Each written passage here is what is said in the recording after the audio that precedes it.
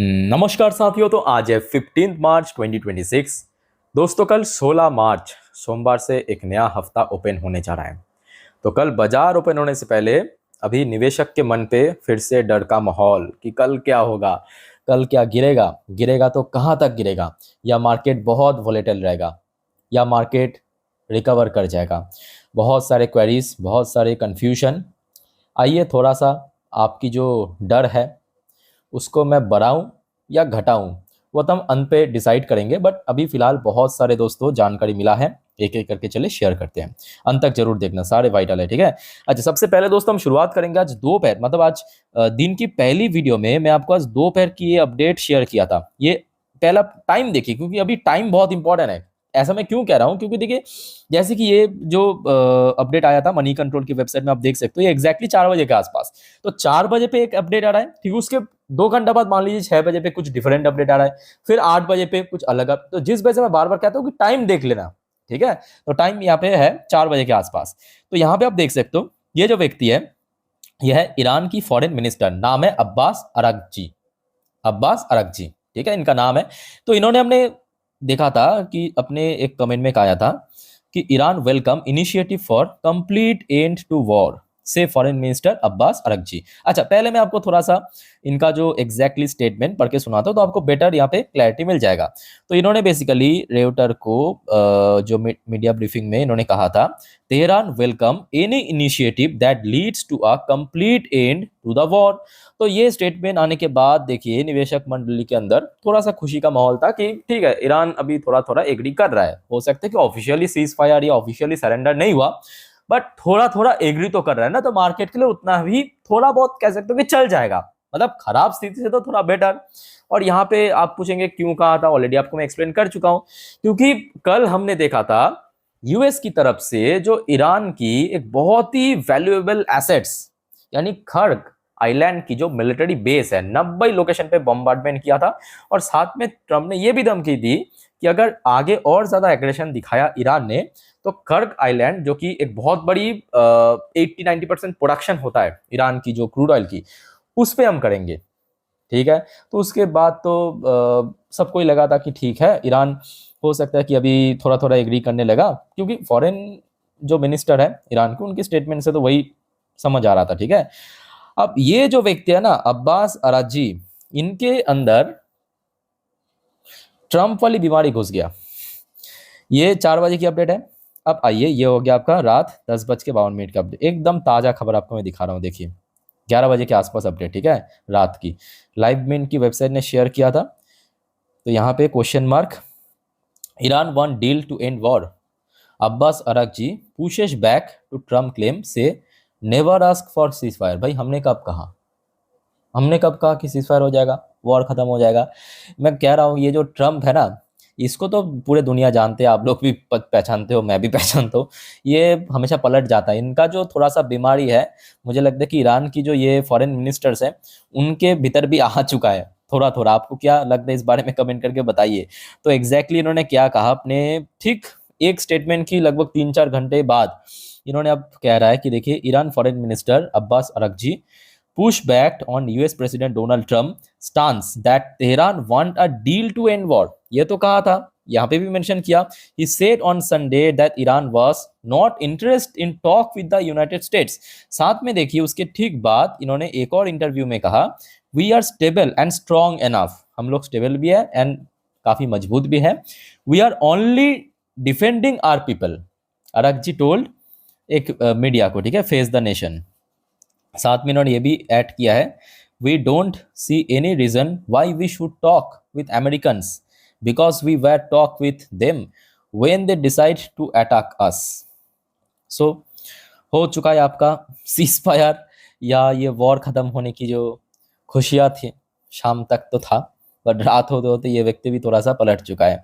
Trump वाली बीमारी इसके अंदर भी आ चुका है। एनीवे, तो अल्टीमेटली देखिए अभी कोई किसी से कम नहीं है, सिंपल बात। ना यूएस, ना इजराइल, ना ईरान, कोई किसी को छोड़ने वाला नहीं है, ठीक है।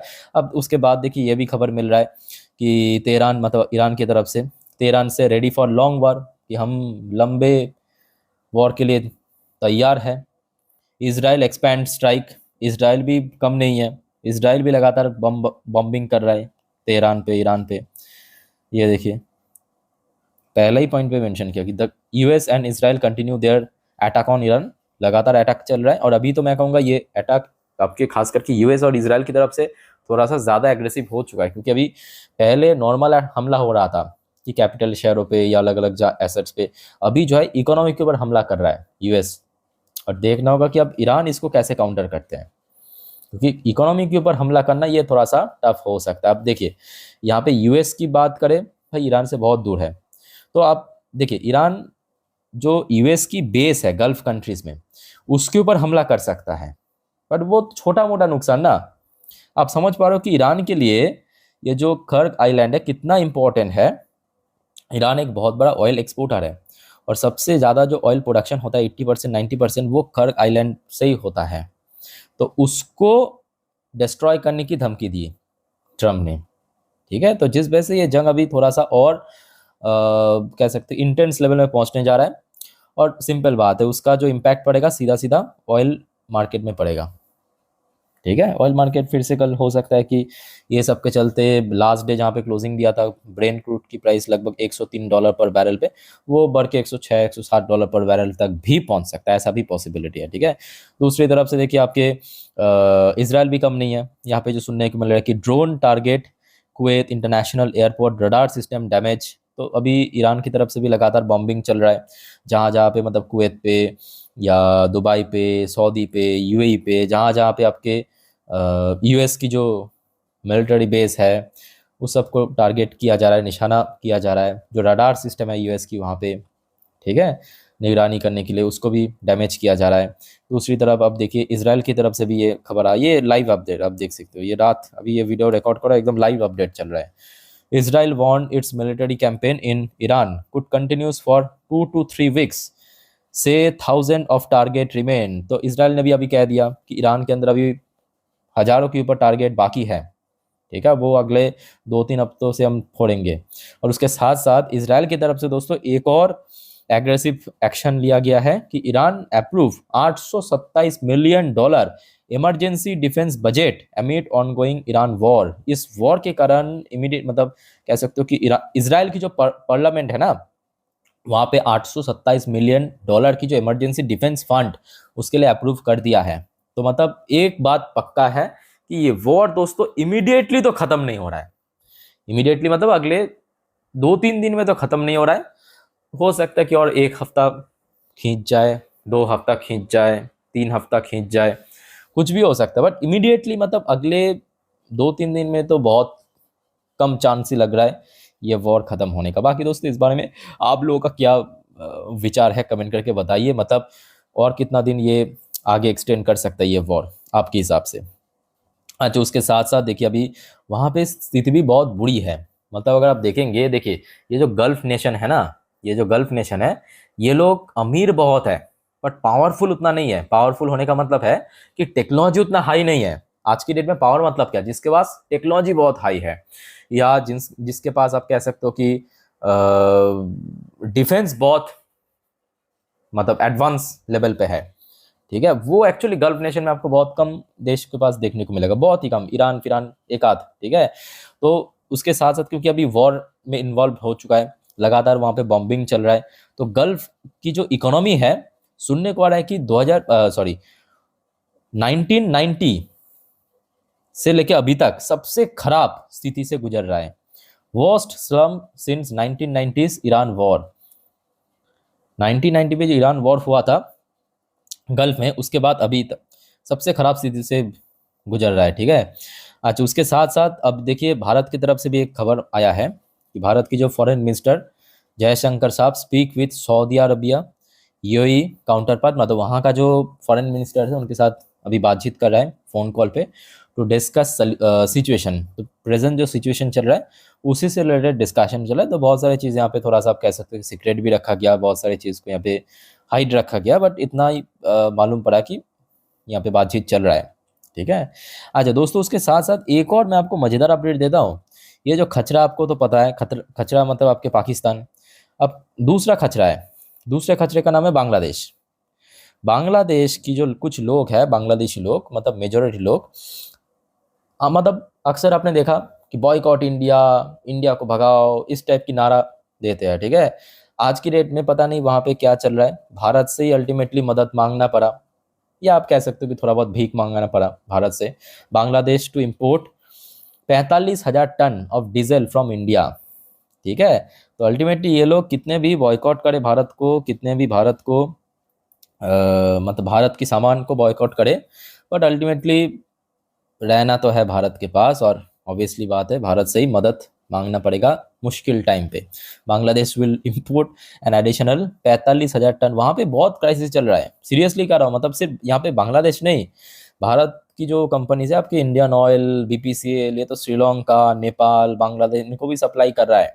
और अभी सुनने को आ रहा है, पता नहीं ये मतलब कितना करेक्ट है, पाकिस्तान की जो सरकारी कर्मचारी है ना, उनका जो तनख्वाह है, वेतन है पर मंथ, उसको भी काट लिया गया है ऑयल ऑयल की वजह से, एनर्जी क्राइसिस। और ये मैं कहूँगा एक ग्लोबल क्राइसिस है, एक ग्लोबल क्राइसिस है, और ये जंग जब तक चलेगा, इतना आप जान के चलिए, ये क्राइसिस कम तो नहीं होगा, उतना बढ़ेगा। बढ़ेगा क्यों? क्योंकि ये बेसिकली हो रहा है मिडिल ईस्ट में टेंशन, और मिडिल ईस्ट मतलब जो मेन ऑयल की एक्सपोर्टर्स, सारे के सारे वहाँ पे मोस्टली देश आपको ऑयल की एक्सपोर्टर्स ही नजर आएगा, चाहे आप यूएई को उठाइए, सऊदी को उठाइए, आप ईरान से लेके, कतार से लेके, दुबई से लेके, सब आपको ऑयल एक्सपोर्टर है, एक से बढ़कर एक, ठीक है।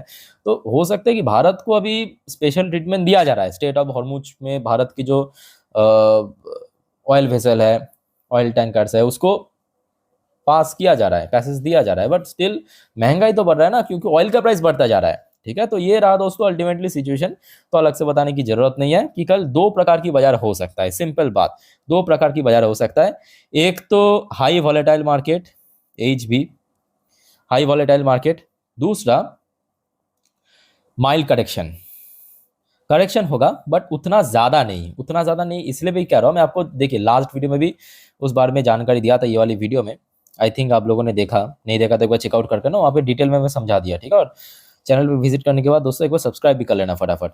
अच्छा, तो जो आपको मैं कह रहा था कि देखिए निफ्टी 50 ऑलरेडी गिर चुका है, और गिरने के बाद जो आरएसआई इंडेक्स है ना, आरएसआई इंडेक्स वो 24 पे पहुंच चुका है, मतलब ओवरसोल्ड जोन पे पहुंच चुका है। तो इमीडिएटली बहुत ज़्यादा एकदम गिरना कह सकते हो कि थोड़ा टफ होगा, बट थोड़ा सा वीकनेस, आधा परसेंट, 0.25%, इतना वीकनेस भी हो सकता है। अब देखो उसके साथ साथ ये भी फैक्ट है, मैं कहूँगा कि ये जो अपडेट आपको मैं दे रहा हूँ ईरान की तरफ से, इजराइल की तरफ से, यूएस की तरफ से, ये अभी की अपडेट है। कल सुबह होते होते डिफरेंट सिचुएशन भी हो सकता है, क्योंकि देखिए आज की डेट में माहौल इतना ज़्यादा अनप्रिडिक्टेबल हो चुका है कि किसी को पता नहीं है कि अगले 2 घंटे में क्या होगा। भाई अभी बाजार ओपन होने में 8-9 घंटा बाकी है, अगले 2 घंटे पे किसी को पता नहीं कि क्या होगा, ठीक है। सो हमेशा अपडेटेड रहिए, मैं आपको जानकारी दे दूंगा, डोंट वरी।